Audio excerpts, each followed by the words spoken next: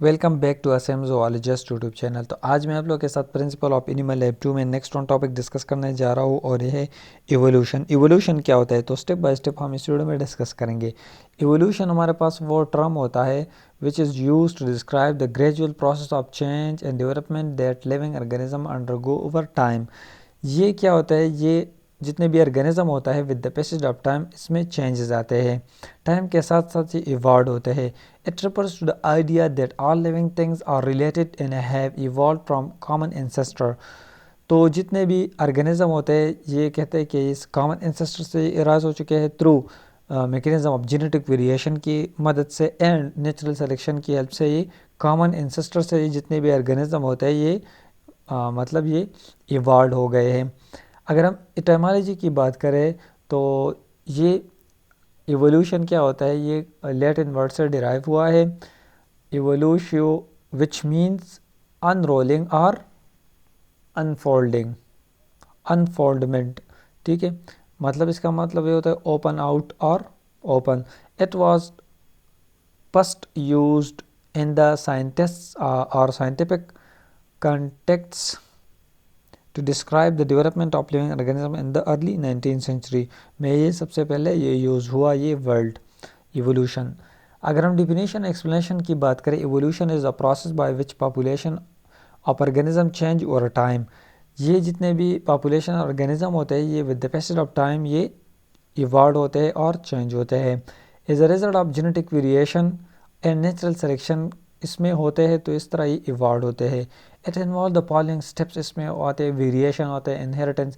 सबसे पहले हम वेरिएशन डिस्कस करेंगे, वेरिएशन किस तरह होते हैं। All organism have some level of genetic variation with in their population. जितने भी ऑर्गेनिज्म आज हम देख रहे हैं इसमें मतलब काफ़ी हद तक वेरिएशन मौजूद है। ठीक है, जेनेटिक वेरिएशन इसमें मौजूद होते हैं जितने भी पॉपुलेशन होते हैं। This variation is cause by mutation, ये म्यूटेशन की हेल्प से भी होता है। म्यूटेशन एक पॉजिटिव होता है एक नेगेटिव। जब नेगेटिव होता है तो ये डिजीज़ काज होता है और डिसऑर्डर काज करता है, जब ये पॉजिटिव होता है तो ये वेरिएशन की तरफ ये जाता है। Genetic recombination during reproduction and other process की हेल्प से ये वेरिएशन आते हैं ऑर्गेनिज्म में। दूसरा हमारे पास आता है inheritance, the genetic variation that occurs in one generation can pass on the next generation through reproduction. अब ये जेनेटिक वेरिएशन क्या होता है, ये एक जनरेशन से दूसरे जनरेशन में भी ये जाते हैं, पेरेंट्स से ऑफस्प्रिंग में जाते हैं। This mean there offspring inherit traits from their parents से ये जितने भी खसूसियात ये लेते हैं which can influence their survival and reproduction की चांसेस ये मतलब बढ़ाते हैं। ठीक है, नेक्स्ट हमारे पास आता है selection. In every generation there is competition among individual for limited resources. जितने भी स्पीशीज़ होते हैं और जनरेशन होता है ऑर्गेनिज्म होता है ये compete करते हैं फॉर लिमिटेड रिसोर्सेज। तो इसके लिए those animal that have advantageous traits are more likely to survive and reproduce.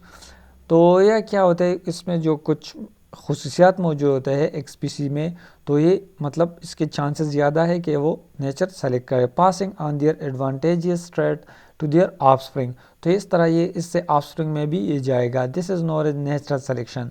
तो नेचर इस स्पीसीज़ और उस ऑर्गेनिज्म को सेलेक्ट करेगा जिसमें एबिलिटीज़ है compete करने के लिए विद दियर पॉपुलेशन। नेक्स्ट हमारे पास आता है time. Over time the cumulative effect of these processes can lead to significant changes in the characteristic of a population with the passage of time। ये क्या होता है, ये सब processes मतलब ये population के खसूसियात में ये changes करते हैं with the passage of time।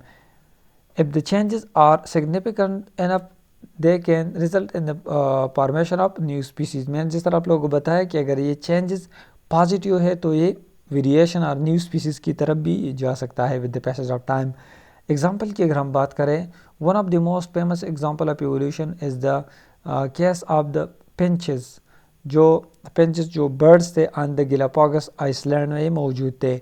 The finches were observe to have different beaks, उसके जो चोंच थे वो मुख्तलिफ शेप्स के थे and size depending on the type of food available on the Iceland. तो ये फूड की टाइप की बेस पर मुख्तलिफ किस्म की खुराक ये खाते थे, तो इसकी बेस पर उसके चोंच की शेप और साइज़ मुख्तलिफ थी। ये उस साइंटिस्ट ने ऑब्जर्व किया, और the beak shapes in size become more specialized as birds with advantageous beak were more likely to survive and reproduce। तो चांसेस उसकी ज़्यादा थे कि जिस तरह के पोर्ट वहाँ पर मौजूद थे तो उस तरह वो भी इवॉल्व होना शुरू हो गए वो birds. This is an example of natural selection leading to adaptive evolution. तो ये एग्जांपल क्या होता है, नेचुरल सिलेक्शन का एग्जांपल होता है। Another example of evolution is the development of antibiotic resistant and bacteria। Antibiotic resistance किस तरह, मतलब ये एग्जांपल हम डिस्कस करते हैं। When bacteria are expose to antibiotics, जब ये साइंटिस्ट ने बैक्टीरिया को एक्सपोज किया विद एंटीबायोटिक्स, सम इंडिविजुअल में have genetic variation that make them resistant to the drug. कुछ ऐसे बैक्टीरियाज भी मौजूद थे इसमें जेनेटिक वेरिएशन मौजूद था, तो इसमें क्या होता है, उसने रेजिस्ट किया उस ड्रग को। These individual are more likely to survive and reproduce, तो उसकी चांसेस बढ़ गई, leading to the evolution of antibiotic resistant bacterial strains. तो इसमें इवोल्यूशन हुई और इसको मतलब ये क्या हुए, ये एंटीबायोटिक रेजिस्टेंट बैक्टीरियल स्ट्रेन में इवॉल्व हुए। This is an example of natural selection leading to the non adaptive evolution. तो ये नेचुरल सिलेक्शन और इवोल्यूशन का प्रोसेस कुछ इस तरह का होता है। तो ये थी आज की वीडियो। उम्मीद करता हूँ कि आप इस वीडियो को लाइक करेंगे, दोस्तों के साथ शेयर करेंगे और हमारे यूट्यूब चैनल को ज़रूर सब्सक्राइब करेंगे। Thank you so much for watching. Bye.